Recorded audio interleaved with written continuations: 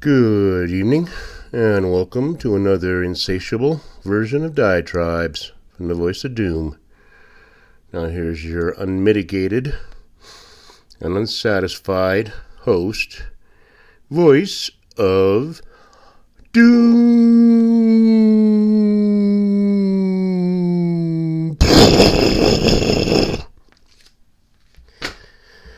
Alright, I figured I'd do another diatribe just to talk about a few snippets and snappets of things, give you my opinion on what's going on. And things are going well, I think. And we're seeing a lot of sea changes in society. And we're seeing a lot of bad things happening here and there. But I think we have to get down to the nitty-gritty and really get these D's and these lefty wokesters angry and let the masks all drop, because they started deporting people. They started finding gangsters and criminals and deporting them. And the numbers are astounding. And if you consider, I didn't do research, so I'll just use numbers off the top of my head. But if you have taken 10,000 criminals out of America, then that's 10,000 less crimes that would be committed, and 10,000 less atrocities that would be committed. So let's not say that it's all a waste of time. And then there are people who have really no brain capacity at all, and they're in college. How they got there, I don't know. But they seem to be fighting for social justice. And by social justice, they mean everybody is equal, whether you're a rapist, a murderer, or a contributing member of society. We're all equal, and we all deserve respect. So that's where they've gone off the reservation. And the irony of everything they do is not lost on many people. And we're seeing former D's and liberals jumping ship and going, I can't do it anymore. Because many people believed in their ideals and they thought they were right, but as they see their fellow libs and wokesters becoming fascists, they realize that they can't do it anymore. They had to be true to their original ideals. And you can change your mind one way or the other. I'll admit I'm wrong anytime I realize I'm wrong. I'm not ashamed to do it.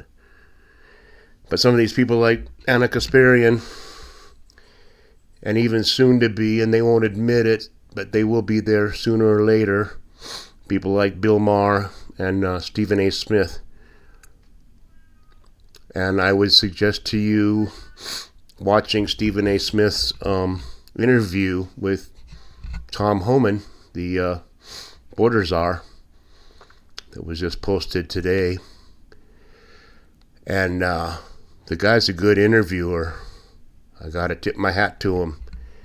And I think that he is a good candidate for a Republican office when he decides that he can't do it no more. That's what smart people do. Very interesting.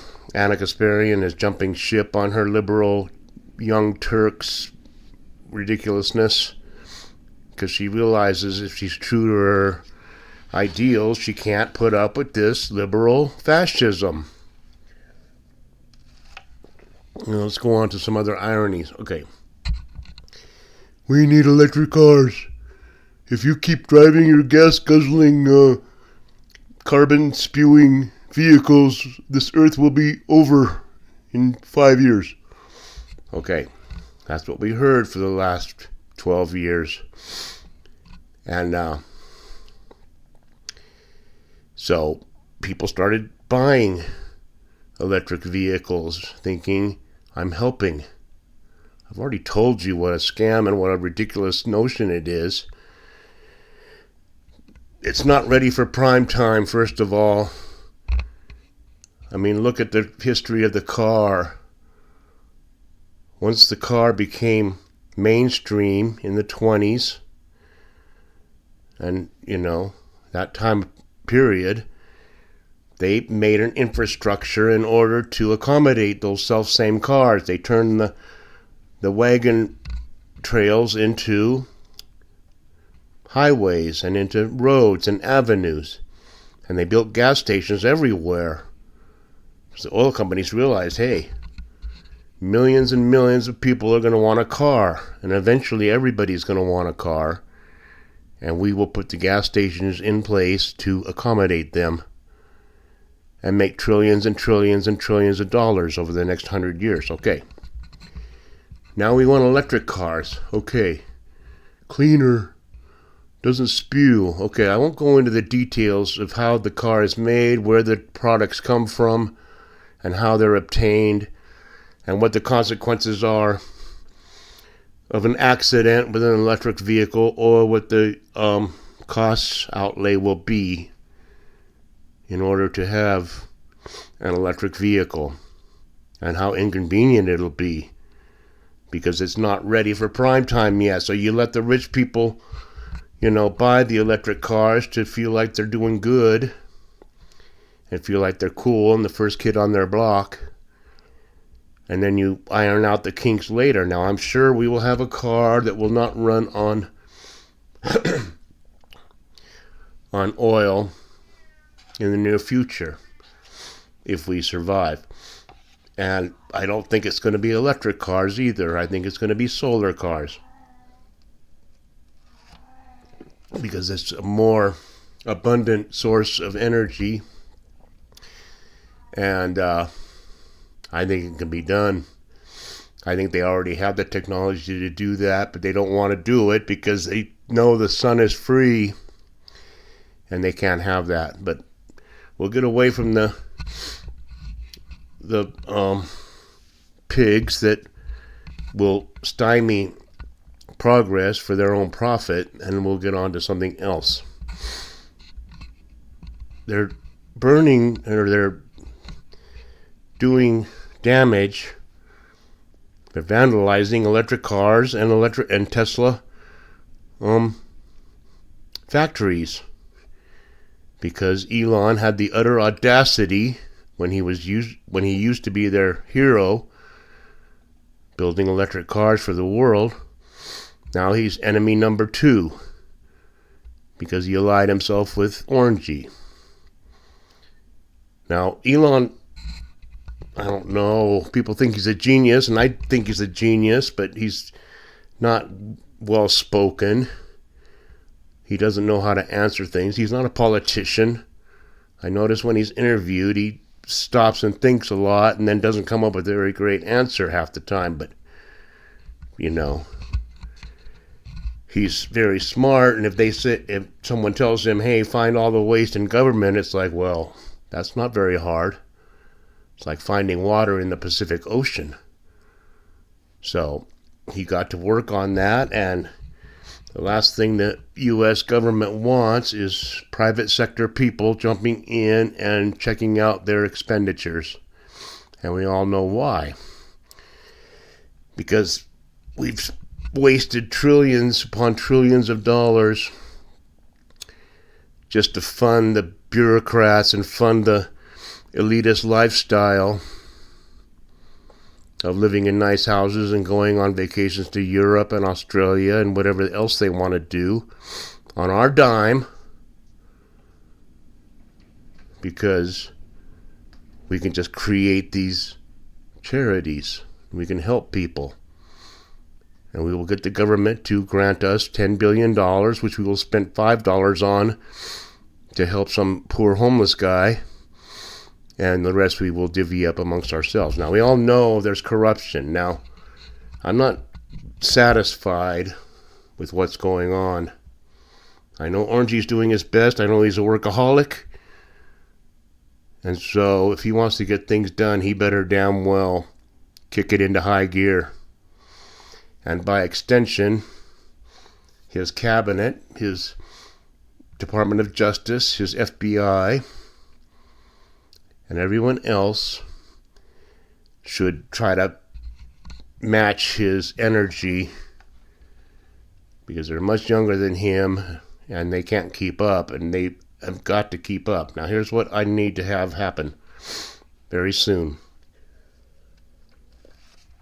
It's not good enough, and I'm not satisfied with finding $500 billion worth of waste and fraud and abuse and corruption. We need justice. And I mean, I don't care who they are. George Soros lives in Manhattan. He is an American citizen. His son lives in Manhattan. He is an American citizen. And there is no reason at all why officers of the law should not go into his office or his home, such as they did at Mar-a-Lago, and take him out and book him and then try him for sedition, because he has funded sedition. Let's just put it that way. He has funded groups to go out and protest and to create unrest. So what? Just because he has $6.3 billion, he shouldn't face the docket? He shouldn't be tried for sedition? That's what's wrong with this country. Is no one's above the law unless you have $6 billion. Then you're above the law. Then they act all indignant, like, how dare you? Do you know who I am? How dare you crash into my gate, my guarded gates and my Dobermans and come and arrest me. Now, they did that with somebody, Madoff. He pulled this Ponzi scheme and he stole billions of dollars from people, and they found out about it and they put him in jail. He was living the life of Riley. He probably had the best houses, the best food, the best cars, the best servants. But he was a cheater. He wasn't playing by the rules. He said, you give me money and I'll make more money for you, and then it turns out he was doing a Ponzi scheme. Now, if he can be arrested, then Soros can be arrested. If Soros can be arrested, his son can be arrested. And if they can be arrested, then Schiff can be arrested, and AOC can be arrested, and Ilhan Omar can be arrested, and all kinds of politicians can be arrested just for breaking the law. And if they say, as a political, he said he was going to get rid of lawfare, but now look what he's doing. No, it's not lawfare. It's you broke the law, and you said no one is above the law, so off you go. Now that's what I want to see.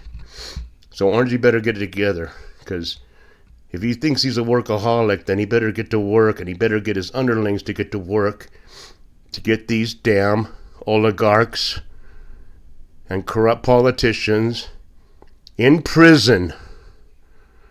I'm not talking about sanctions, and I'm not talking about, oh, you're going to be censured in the Congress. We're going to give you a strongly written letter. No. Handcuffs, orange suit, and no bail, and off to Rikers Island. And sit there with the rest of the prisoners. And then use your money to create your own kingdom and your own sphere of influence in that self-same prison. It might improve the country, I don't know. But I'm not satisfied with just saying, yeah, we've deported all these people, this and that. No, it's not good enough. People have to go to jail. We want to find, Holman said to Stephen A. Smith, we want to find these 300,000 kids who have been disappeared. And it's not good enough. You don't just find the kids, oh, well, you're free to go. No. You find the kids, and then you take the people who had the kids and you put them in cuffs and you take them away. And they never see the light of day again, which is the way it should be. And until I see true justice, I'm just going to be a bystander that says, you know, you're doing a good job, but you're not doing good enough. You need politicians, bureaucrats, people who have scammed us for decades, put in prison. And then I'll say, yes, you're doing a good job. So I'll leave it there. I'll talk more about something else later, perhaps this tariffs business. But where people are saying it's going to raise prices, it's like, just buy American, man. If you think it's too expensive to buy a Chinese toaster, buy an American toaster. We dug our own grave on that. We need fairness. We need a level playing field, and we'll leave it there. I'll get into tariffs later. I don't want to make this too long, but you get my gist. We need cuffs. We need these people who think they're above everything, that who do you think you're doing? What do you think? Yeah, you're going to jail. You broke the law, see? I'll show you the law right now. You broke it. And send them off. I don't care who they are. I don't care if it's an ex-president. I don't care if it's an ex-vice president. I don't care who. But we need to see that happen, and I want to see it happen by, I'll give them till May 15th to do it, because I know that the wheels of justice grind slowly, but we need to arrest these people, and then you can give these lefty wokester idiots something to really scream about. When AOC has handcuffs on for real, not pretending, oh, I'm in a demonstration, I'm happy to be arrested. No, these are real handcuffs. You're going to jail for real. And the rest of them, Pelosi and all of them, and her husband. I don't know what his boyfriend is doing in jail right now, but we'll get into that later. Anyway, that's it. I didn't have much to say, but I hope you have something to think about, and I'll see you next time. Bye.